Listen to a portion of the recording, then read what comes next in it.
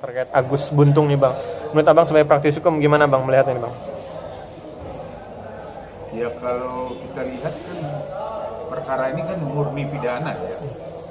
Nah kalau dalam namanya penyidikan pidana ya kan nggak ada diskriminasi. Ya tetap aja diproses. Cuma kan memang adalah ya penyidik akan mempertimbangkan dia sebagai disabilitas. Tentu adalah yang perlu dipertimbangkan di situ. Kami lihat kan dia nggak ditahan. Tentu ada alasan subjektif ya dari penyidik. Memang dalam KUHP itu diatur memang penyidik punya kewenangan boleh menahan orang apa tidak. Nah dalam hal ini mungkin nggak ditahan, bisa aja kan di rutan itu rutannya polisi dia tidak mempunyai semacam tahanan yang untuk orang disabilitas, karena kan banyak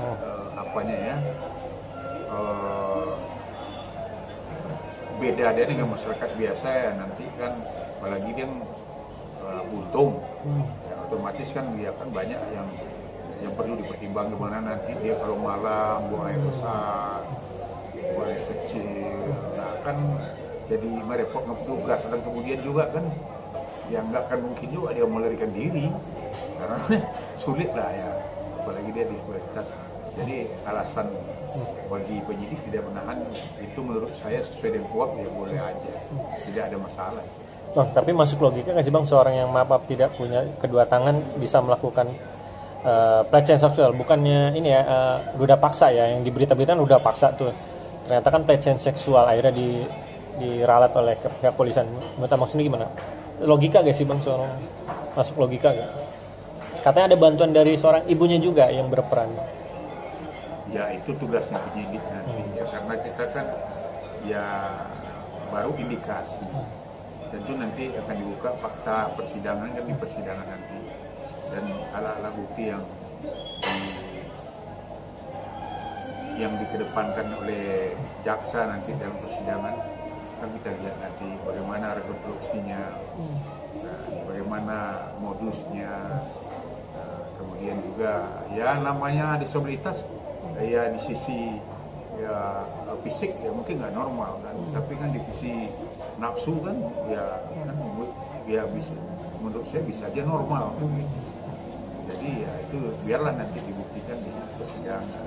Pasal dan pidana berapa sih Bang yang dikenakan oleh seorang yang melakukan pelecehan seksual? Apalagi katanya banyak korban yang sudah melapor gitu Bang. Ya pasti kan udah jelas itu kan ada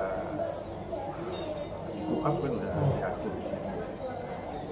Ya detailnya nanti ya kan udah ada di media itu ya di polisi juga kan dalam proses presnya kan menurut saya udah tepatlah pasal yang diberikan oleh penyidik.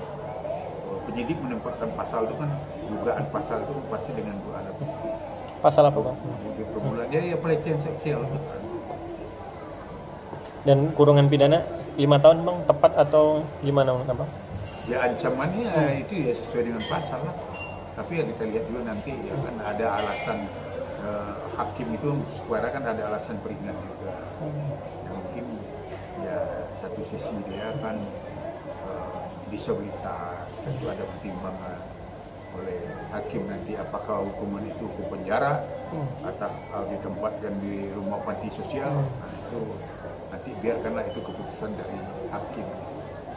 Terkait peran serta sang ibu gimana Bang? Menurut Abang sendiri? Ya kan kita ini kan sebagai praktisi kan tidak melihat ya peristiwanya.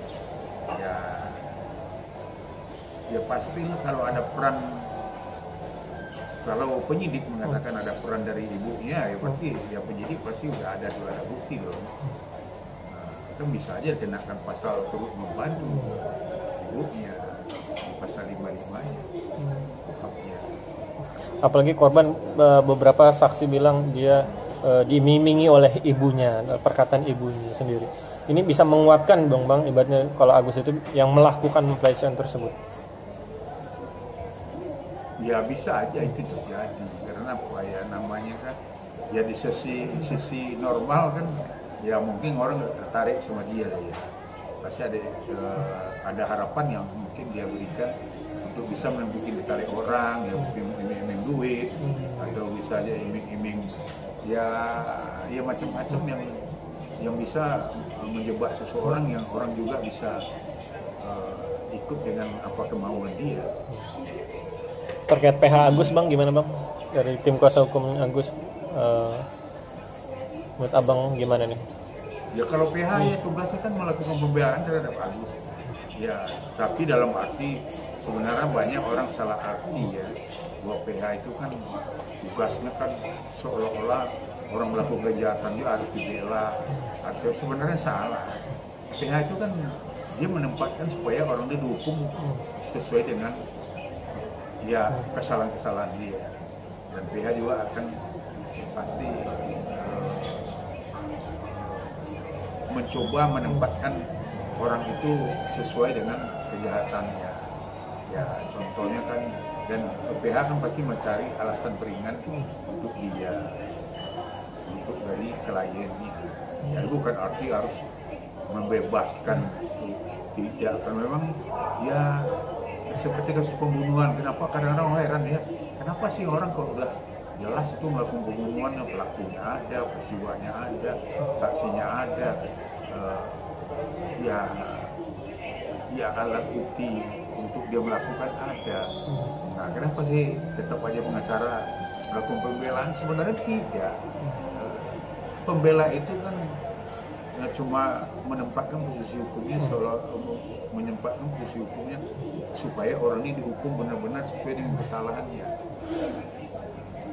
Itu kalau dalam hukum ada namanya tori, ya orang seseorang itu ya ibaratnya ada namanya ajas pemarah, pembenar, atau ajas menjalankan undang-undang. Nah ini kan akan digali oleh PH nanti. Tugasnya PH itu supaya orang dihukum sesuai dengan kesalahan.